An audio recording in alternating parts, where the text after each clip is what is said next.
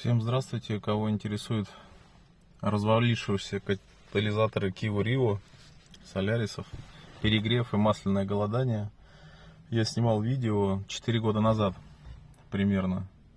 Вот у меня там катализатор завалился на 90 тысячах. Вот, и в то время много чего еще произошло. В плане того, что я получил масляное голодание. То есть, когда приехал менять, там масла почти не было. То есть, и мотор прям прихватывало. Я чувствовал, то есть, когда крутил его, и он вот так вот делал. Но ничего до конца не прихватило, как бы он дальше работал. Вот потом был перегрев его, ремень у меня оборвался, и я еще ехал на нем, то есть бачок лопнул. Вот, то есть до красной зоны поднималось. Просто говорят, что это очень вредно именно для этих моторов. В общем, прошло 4 года, можно сказать, после всего этого. И катализатор, который забивал мне все, и пыль попадала, и масложор начался. Сейчас масложор у меня где-то 200 миллилитров на 1000. Лью ликвимоли 5,30. Вот, если есть другое масло, там с меньшим угаром, его там 100 грамм жрет на 1000. Вот, но что-то мне не хочется улить. Мне кажется, оно если и плохо горит, то и смазывает, возможно, плохо. Ну, не знаю, не буду говорить. Вот, в общем, сейчас пробег у нас получается 200, сколько-то тысяч, сейчас посмотрим.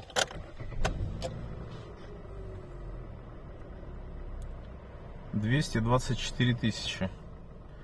Вот, то есть я проехал 134 тысячи после того, как катализатор развалился, угрел машину, и масляное голодание было. То есть и стук здесь есть, который многих интересует,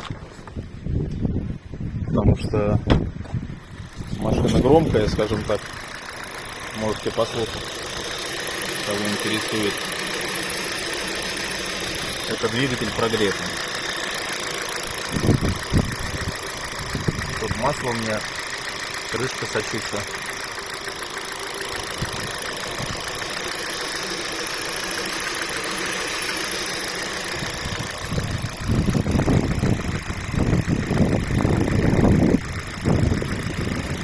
Вот. Думал, тоже паниковал, ремонтировать, не ремонтировать машину, что с ней делать. Было много мыслей, особенно всякие каналы есть, которые рассказывают, что нужно срочно бежать и машину ремонтировать, и все такое. Попался мне один человек, который рассказал тоже историю о том, что знакомый у него 90 тысяч развалился, а также менял масло в итоге он каждые 15 тысяч.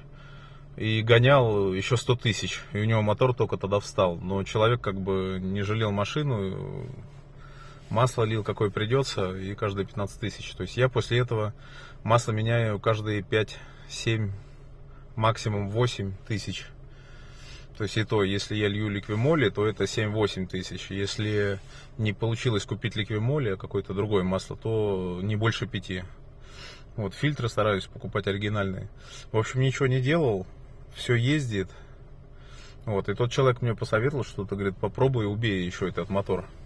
Вот, ездил я как бы неспокойно, там это не гоночная машина, но как бы периодически педаль в пол.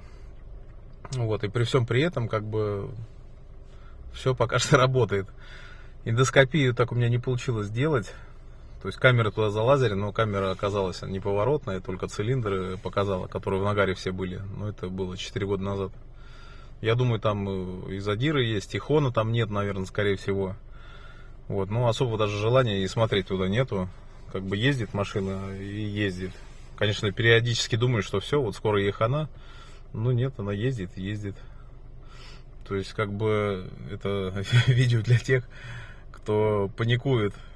То, что вот много видео, много ремонтных мастерских, которые ремонт делают и нагоняют жути, скажем так. Вот, это все присутствует, конечно, у всех все по-разному. Я не знаю, вот у меня вот так вот. То есть я считаю, я просто бинго словил какой-то тройной и катализатор, и перегрев, и масляное голодание. То есть все было. И то есть сейчас 224 тысячи, 225 почти пробег. Мне кажется, это в любом случае хороший результат после всего этого. Ну, не знаю, наверное, как бы и дальше буду ездить, не особо обращать внимание, потому что тоже смотрю видео, у людей там стуки какие-то есть в двигателе, у меня тоже, я их как бы слышу, помимо форсунок. Вот, но у людей там видео снимают 15 тысяч пробег, 20, 50, 100. Вот, тогда уж мне точно грех жаловаться на 220. Так что буду наблюдать дальше. Все, всем удачи, всего хорошего.